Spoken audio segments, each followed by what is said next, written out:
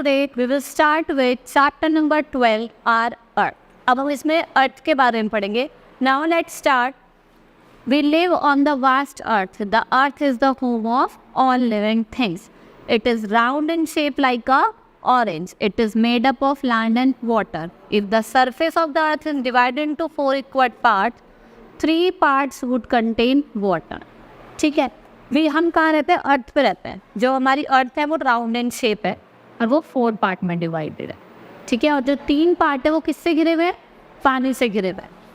The remaining part would be land. The earth is surrounded by air. The earth looks blue from the moon as it has more water.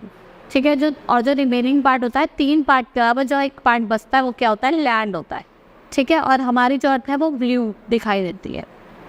Now let's start landforms of the earth. अब हम landforms की बात करेंगे कि हमारी अर्थ पे क्या क्या landforms मिलते हैं हमें. We all live on land. We grow crops on it. Thousands of villages and cities are situated on the land. We build houses, factories, roads, etc. on land. देखा होगा हम सब कहाँ रहते हैं? लैंड पे रहते हैं. क्रॉप्स ग्रो करते हैं. ठीक है. और बहुत लोग कहते हैं, देखा होगा आपने लैंड पे हमारे बहुत सारी फैक्ट्रीज होती हैं, बिल्डिंग्स होती हैं, हॉस्पिटल्स भी बने होते हैं. The land is not the same everywhere. It differs according to its level, slope and shape. आपने देखा होगा हर जगह लैंड सेम नहीं होता, एक जैसा नहीं होता है. ठीक है. वो किस पे डिपेंड होता है? उसके स्लोप्स पे. ठीक है. उसके लेवल पे. अब हम अलग अलग लैंड फॉर्म्स की बात करेंगे, जैसे प्लेन्स हो गया, हिल्स हो गया, प्लैटिन्स हो गया. ठीक है. सबसे पहले हम बात करेंगे प्लेन की. The plain is a flat low level land of a very large area. Most people live on the plains. Plains are the best for farming. Most of the towns, cities and villages are situated on the plains. Plains क्या होता है? Flat लो land होता है. ठीक है. और यहाँ पे बहुत ज़्यादा लोग रहते हैं, आपने देखा होगा. और जो प्लेन्स होता है वो फार्मिंग के लिए अच्छा होता है. लोग यहाँ पे फार्मिंग करते हैं, मतलब क्रॉप्स ग्रो करते हैं, अलग अलग पल्सेस हो गए, राइस हो गए. Now next is hills. The hill is a high piece of land with almost pointed top. Every few people live on the hills. Farming is difficult on the hills. Here the weather is even cool in summers. Many people go to hill station during summer. Hills क्या होता है? एक piece of land है जिसकी top होती है. ठीक है. यहाँ पे फार्मिंग इजी नहीं होती, बहुत हार्ड होती है. और यहाँ पे क्या होता है? बहुत ज़्यादा ठंडा मौसम होता है. देखा है ना, बहुत लोग गर्मियों में, समर के टाइम पे कहाँ जाते हैं? हिल स्टेशन जाते हैं अपना पिकनिक मनाने. Next is mountain. Next land form is mountain. Mountain क्या होता है? आपने देखा होगा, आप हिल स्टेशंस वगैरह जाते हैं तो बहुत बड़े बड़े माउंटेन्स दिखाई देते हैं. Very high and large hills are called mountains. They are mostly covered with the snow. When snow vents into water, the water flows down to form a river. ये बहुत ही बड़ी बड़ी और हाई हिल्स होती है. ठीक है. उन्हें हम क्या कहते हैं? माउंटेन्स कहते हैं. वो स्नो से कवर्ड होती है. और जब स्नो क्या करती है? पिघलती है, तो वो एक क्या करते हैं? पानी के फॉर्म में कहाँ क्या फॉर्म करते हैं? रिवर फॉर्म करते हैं. Next is plateau. A large area of high and Fairlie flat land is called plateau. Plateau कैसा होता है? ऐसा और थोड़ा फ्लैट होता है. ठीक है. होता तो ऐसे, लेकिन क्या होता है? थोड़ा फ्लैट होता है ऊपर से. Some plateaus are often surrounded by mountains. आपने देखा होगा बहुत सारे प्लेट्यूज के आसपास क्या होते हैं? माउंटेन्स होते हैं ऐसे. ठीक है. Next is valley. अब हम वैली की बात करेंगे. Valley is a low land between 2 hills और माउंटेन्स. आपने देखा होगा जब आप हिल स्टेशन वगैरह जाते हैं तो बड़े बड़े माउंटेन्स होते हैं, उसके बीच में से पानी बह रहा होता है. वो क्या होती है? वैलीज होती हैं. Often valleys have rivers flowing through them. Many towns are situated on the valleys. It is generally rainfall lot in the valleys. ठीक है. आपने देखा होगा बहुत सारे टाउन्स भी वैलीज के आसपास होते हैं. ठीक है. और जब बारिश होती है, जहाँ पे वैलीज होते हैं वहाँ बहुत ज़्यादा बारिश होती है. और जब बारिश होती है तो बहुत ज़्यादा भर जाती है. ठीक है. Next is desert. It is the dry part of the earth that is covered with sand. There is scarcity of water in the desert. That is why there are very few plants and animals in the desert. Desert क्या होती है? Dry place होती है. यहाँ पे water की scarcity होती है, पानी बहुत कम मिलता है. ठीक है. आपने देखा भी होगा, आप जैसे राजस्थान जाते हैं वहाँ पे आपने देखा होगा बहुत कम प्लांट्स और एनिमल्स दिखाई देते हैं, क्योंकि वो सब क्या होता है? डेजर्ट होता है, वहाँ पे पानी होता नहीं है. Next is forest. Some parts of lands are covered with too many thick trees. These are called forest. Many wild animals like lion, tiger, elephant live in the forest. Forest क्या होता है, बहुत बड़े बड़े आपने देखा होगा ट्रीज से घिरा होता है ऐसे, ठीक है, वहाँ बहुत कम सनलाइट पहुँच पाते हैं, वहाँ पे वाइल्ड एनिमल्स रहते हैं जैसे लॉयन, टाइगर्स, फॉक्स, ये सब कहाँ रहते हैं, हमारे फॉरेस्ट में रहते हैं. Now we will start with next topic that is water and its forms. अब हम वाटर और उसके कुछ फॉर्म्स पढ़ेंगे. A large part of the surface of the earth is covered with water. There can be no life on the earth without water. आपने देखा होगा हमारी जो अर्थ है वो 4 पार्ट में डिवाइड है और जो उसमें तीनों पार्ट है वो वाटर से घिरे हुए हैं, ठीक है, और अगर वाटर नहीं होगा तो लाइफ पॉसिबल नहीं है अर्थ पे. फर्स्ट है सोर्सेज ऑफ वाटर. अब हमें जो वाटर का सोर्स, हमें कहाँ से वाटर मिलता है. Rain is the main source of water. Water from the seas, rivers, lakes and ponds evaporates which lets clouds. आपने देखा होगा रेन क्या होता है, मेन सोर्स ऑफ वाटर होती है. जब बारिश आती है आपने देखा होगा सी, रिवर्स, लेके बहुत ज़्यादा भर जाते हैं और उससे क्या होता है, क्लाउड्स बनते हैं. जब वो इवोपरेट करता है तो क्या बनते हैं, क्लाउड्स बनते हैं. The clouds bring rain. Rain water flows in forms of streams and reverse. देखा होगा जब बारिश होती है तो रिवर्स बहुत ज़्यादा भर जाती है, फिर वो पानी उसमें फ्लो करता है. It also collects in ponds and lakes. Some rainwater seeps into the ground. The water in the wells and spring is the underground water. ठीक है, देखा होगा आपने जब पानी भर जाता है रिवर्स में बारिश की वजह से तो वो फ्लो करने लग जाता है. और जो हमारा वेल्स में पानी होता है, स्प्रिंग्स में होता है, उसे कहते हैं हम अंडरग्राउंड वाटर. कैसे. Next is drinking water. अब हम ड्रिंकिंग वाटर की बात करेंगे. वो हमें कहाँ से मिलता है. We should drink at least 6 to 8 glasses of water per day. It is very necessary for for our digestive system. हमें 6 to 8 glasses of पानी रोज पीना चाहिए. वो हमारे digestive system के लिए क्या होता है, अच्छा होता है.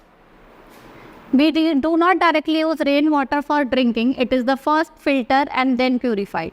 We must always drink clean or else we will fall ill.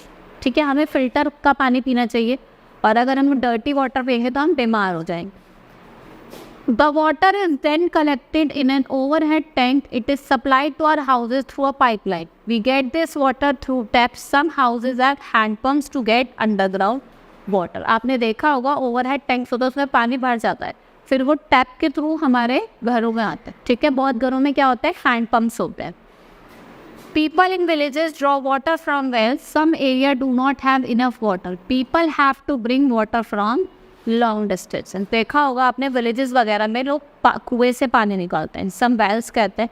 और अगर जहाँ पे पानी नहीं होता लोग बहुत दूर दूर से पानी लेके आते हैं.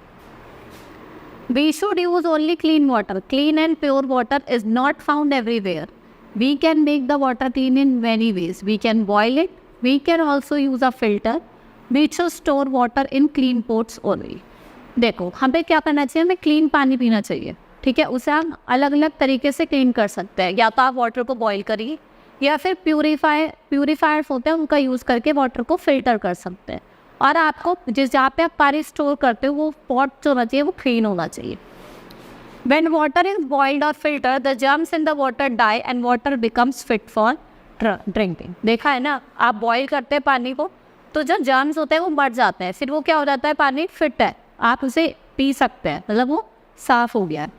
We must not waste water. It is our natural wealth. We find many water bodies on the earth. हमें पानी को वेस्ट नहीं करना चाहिए. ठीक है, next is sea. All the big rivers flows into the sea. The sea are big and deep. Sea water is salty. We cannot drink it. Very big seas are ocean. ठीक है, देखा होगा बड़ी बड़ी जो रिवर होती है वो सी में जाती है और जो सी का पानी होता है वो सॉल्टी होता है, वो पीने के अच्छा नहीं होता. ठीक है, तो जो बड़ी बड़ी सीज होती हैं उसको हम क्या कहते हैं, ओशंस कहते हैं. Now next river, canal and stream. अब रिवर, कैनाल और स्ट्रीम के बारे में पढ़ेंगे हम. Many rivers flows down from the snowy mountains. A river is a channel through which a huge amount of water blows continuously.